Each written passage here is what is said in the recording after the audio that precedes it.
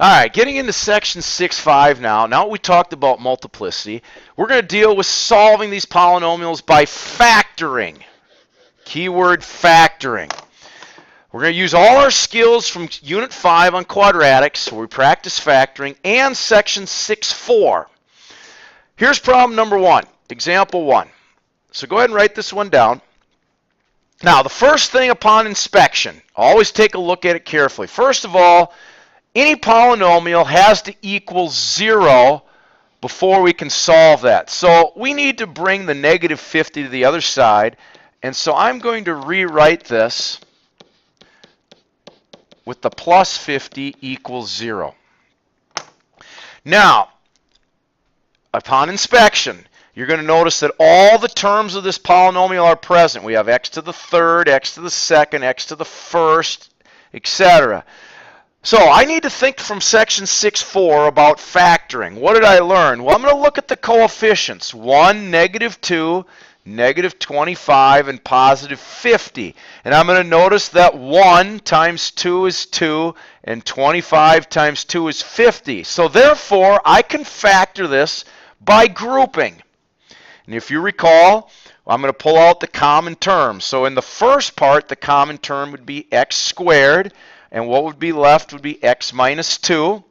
Now, the common term over here is negative 25. So I'm going to factor that out. And again, in parentheses, I'll be left with x minus 2.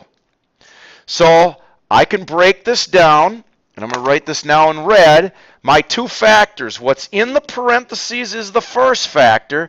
And what is outside the parentheses is the second factor. So way down at the bottom where I listed my factors, I'm going to now write them. X minus 2 is one of them. Now we need to inspect the other factor that I'm underlined to see if that is factorable. And in this case it is, because it's a perfect square binomial.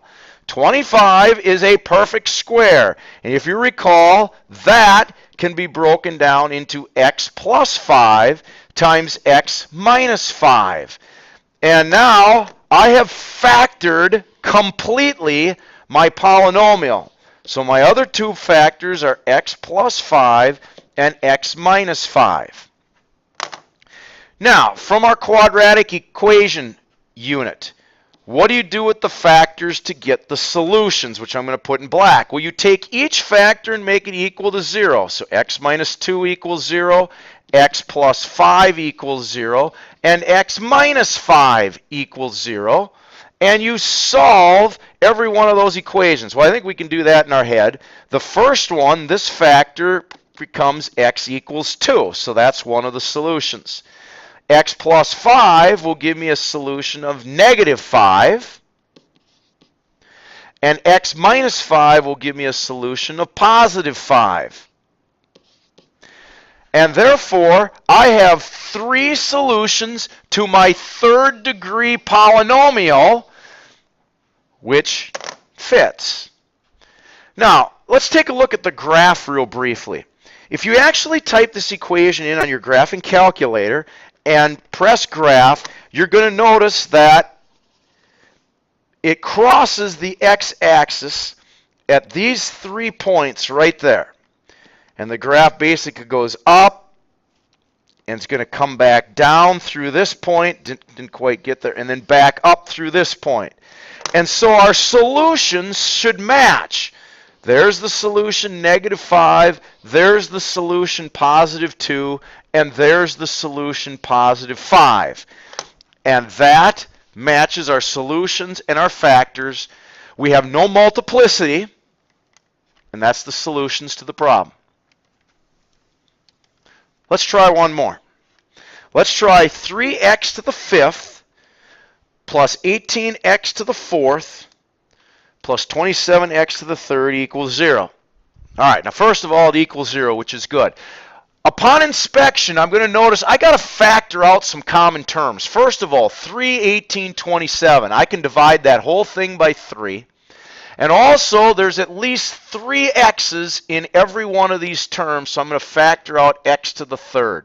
Now, what will that leave me with? That will leave me with x squared plus 6x plus 9 equals 0.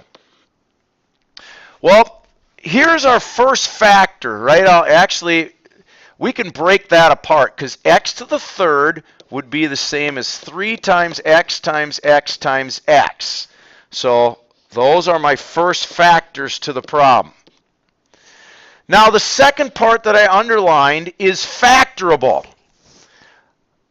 Upon close inspection, you're going to be able to throw in two sets of parentheses. You're going to see this is going to be x plus 3 and x plus 3. And I have now factored completely my polynomial. In the red box are all the factors. And so I'm going to also list down here x plus 3 and x plus 3. Now, as you've learned, you set all the factors equal to 0. Now, the 3, that can't equal 0, so we just basically ignore that one. But these x's, we set each one of those equal to 0. So basically, I'm going to have a solution of x equals 0 that has multiplicity of 3.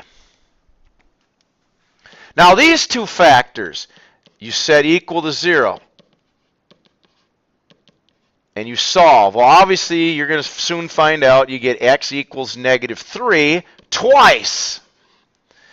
So these two factors will produce a solution of x equals negative 3, and this one has multiplicity of 2. Now, if you notice the multiplicity values, they add up to 5, and our power at the beginning was a 5. Right there.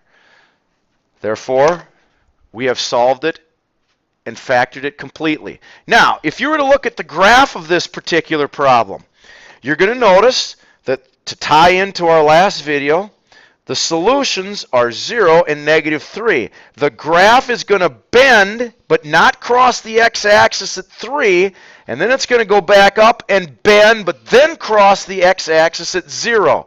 So therefore, this indicates a multiplicity of 2, and this one would indicate a multiplicity of 3.